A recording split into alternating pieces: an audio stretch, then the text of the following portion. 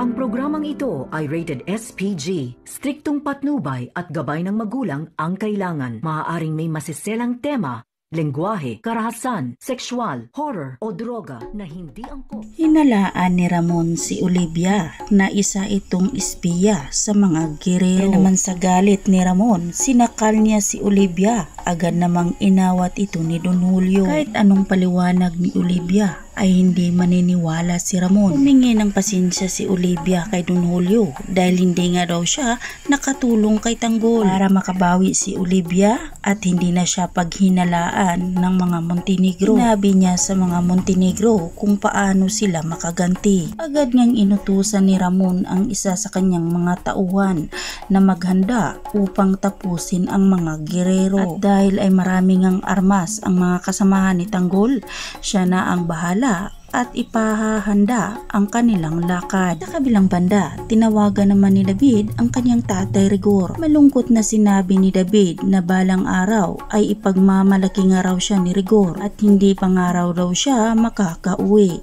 Hindi naman maintindihan ni Rigor kung bakit nga ba nasabi nito ni David. Tila bang nagpapahiwatig si David na nagpapaalam dahil alam niyang hindi na siya makakatakas pa mula kay Miguelito. Dito na nga inutusan ni Miguelito si Atty. Vera na tapusin na ang buhay ni David. Nagmamakaawa si David kay Atty. Vera, ngunit galit nga itong si Atty. Vera kay David at sinigawan itong wala ngang kwenta dahil sarili nga lang daw niya ang iniisip nito. Subukan ni David na iligtas niya ang kanyang sarili.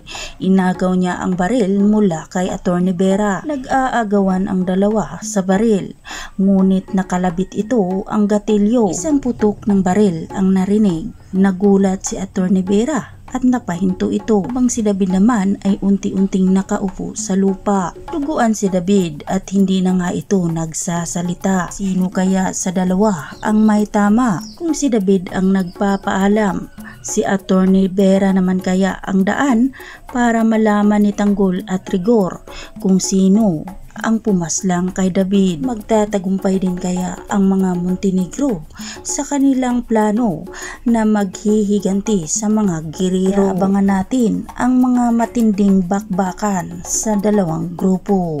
Kaya hanggang dito na lang muna tayo at aabangan lang natin ang mga susunod pang mga kaganapan dito lang sa APJ Batang Quiapo.